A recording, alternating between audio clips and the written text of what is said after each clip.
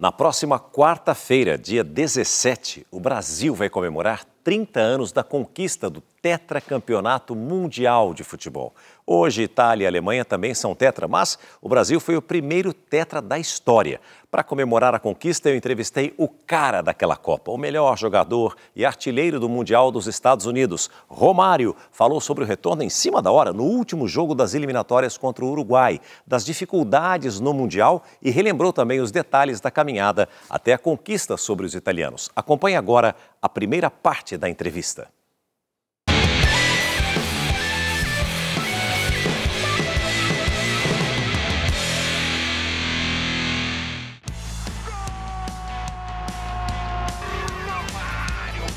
Eu converso com um dos maiores jogadores da história do futebol, brasileiro, mundial e de todos os tempos. Faz Romário, faz Romário, faz Romário! Obrigado, Romário, por nos receber aqui. O prazer é todo meu. Bom, 2024 a gente está completando 30 anos de uma conquista histórica, a quarta estrela na camisa da seleção brasileira, do Tetra. E a primeira pergunta que eu quero te fazer é o seguinte: você foi fundamental naquele jogo contra o Uruguai, nas eliminatórias. Para muita gente, inclusive, é a sua melhor partida com a camisa da seleção brasileira. Não sei se você concorda com isso ou não. Concordo plenamente. Agora, por que você não foi chamado antes? O que aconteceu foi o seguinte, César. Em 92, num jogo amistoso do Brasil, lá, foi em Porto Alegre, aquela comissão assumiu a seleção brasileira, o Parreira, treinador, e o Zagallo, auxiliar. E aí foi feita uma convocação onde que eu entendia que naquele momento eu estava num grande momento da minha vida, que eu poderia ser tranquilamente o titular. E a comissão, o Zagallo, e principalmente o Parreira e principalmente o Zagallo, não entenderam dessa maneira e estavam achando que estavam me castigando em relação a não me trazer mais. Por que deixaram você para a última hora? Eles foram obrigados a me chamar, né? O povo brasileiro estava pedindo a minha volta, né? E quando ele me chama ali, é meio que também para dividir um pouco a responsabilidade, né? Eu não vou sentar nisso aí sozinho, não. Eu vou dividir isso. Foi isso que aconteceu.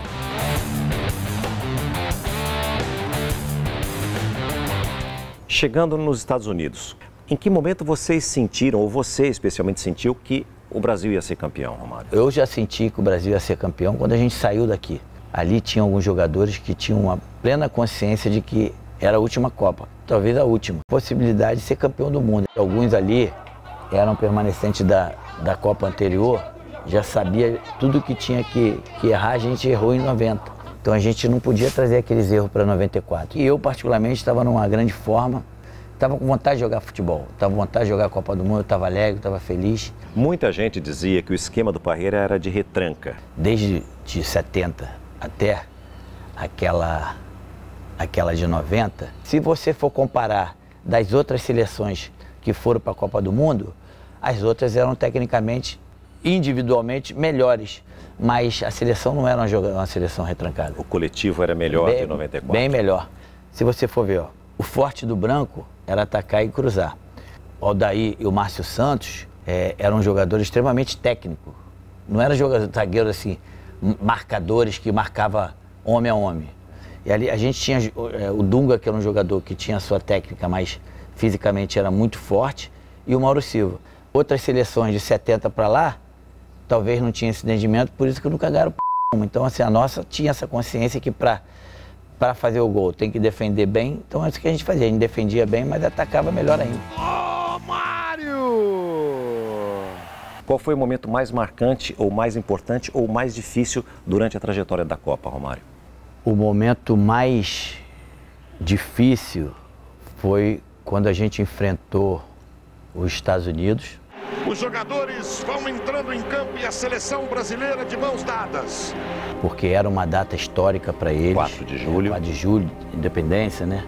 O mais importante, assim, para a seleção, eu acredito, aquele primeiro jogo onde que existe uma expectativa, uma ansiedade muito grande quando se fala em primeiro jogo. A estreia. A estreia.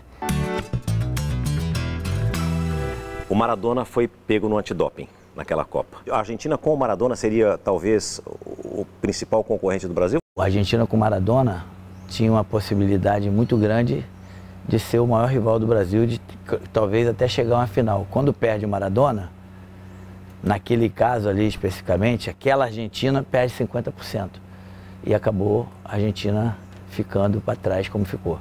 Falando do jogo contra a Holanda, tem aquele gol seu que eu acho maravilhoso, mas que começa num ataque da Holanda, o Aldair rouba a bola, faz um lançamento daquela fatiada, um lançamento longo pro Bebeto, que vai e cruza para você. Você entra como se fosse um bailarino, né? Parece um passe de balé assim, você faz o gol. Foi mais bonito seu na Copa? Foi, né? Com certeza. Na Copa. E aí depois você acha... Mais bonito e o mais difícil também. É? É. Mas parece tão fácil quando foi você fazer, parece fácil. Não é fácil fazer aquele gol. Não, não, eu sei. Eu imagino, mas para você parecia que era fácil. Foi até fácil, mas não é fácil.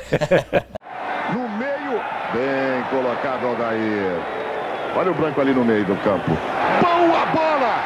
Vamos nessa, Bebeto. Olha o Romário, faz Romário! Gol!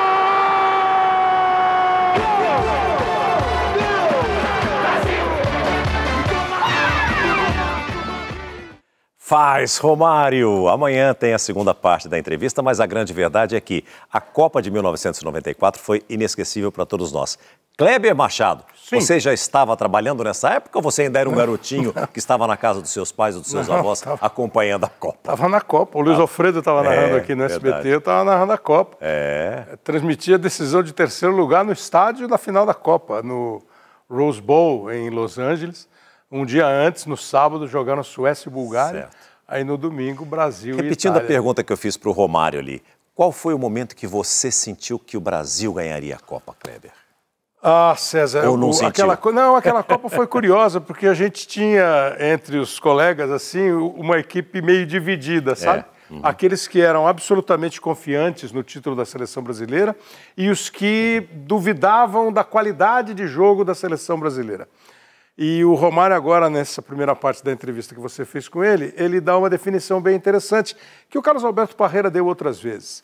Na cabeça daquele grupo, o Brasil precisava jogar daquele jeito para ganhar aquela Copa. Eram 24 anos eu não sei sem se foi atribuída a ele, não sei, nunca ouvi o Parreira falar isso, mas foi atribuído dizendo que ele preferia jogar feio e ganhar do que jogar bonito e perder. Não sei se ele falou isso. Eu acho que ele não deve ter falado exatamente isso. Porque o Parreira, além de tudo, é um cara elegante e sabe muito de futebol. Muito. Mas ele entendeu que ele tinha dois atacantes muito eficientes e que ele tinha, naquele instante, a necessidade do que o Romário falou. Ele, confiando no Romário e no Bebeto, no entrosamento no time, na distribuição do time, ele não se importou em jogar um pouco menos à brasileira, vamos dizer assim, com mais habilidade, com mais toque. Então era uma seleção muito prática. E a praticidade da seleção deu resultado, a seleção foi campeã do mundo. E o Romário jogou demais naquela Copa. Né? Foi o melhor jogador. Foi o melhor jogador do mundo daquele ano. Foi o melhor da Copa, foi o melhor do mundo. Fez uma Copa maravilhosa, como outros jogadores se destacaram dentro daquele estilo. Por exemplo, o Dunga fez uma grande Copa. A dupla de defesa, o Aldair e o Márcio que não era titular. Nada, os titulares eram o Ricardo Rocha e o Ricardo Gomes. Né? O Gomes foi cortado e o Ricardo ficou lá, mas machucado. O Mauro e o Dunga no meio. O Raí, que era para ser o toque e o capitão, de classe, né? Acabou não tendo um bom desempenho, entrou o Mazinho. O Zinho a gente vai foi falar sobre isso. Enfim, a gente vai falar sobre isso com o Romário. Mal ou bem, na hora de jogar, o resultado é extraordinário. Como você disse, ninguém esquece. Ainda bem que tem um penta. Daqui a pouco você festeja tomara, o penta. Tomara.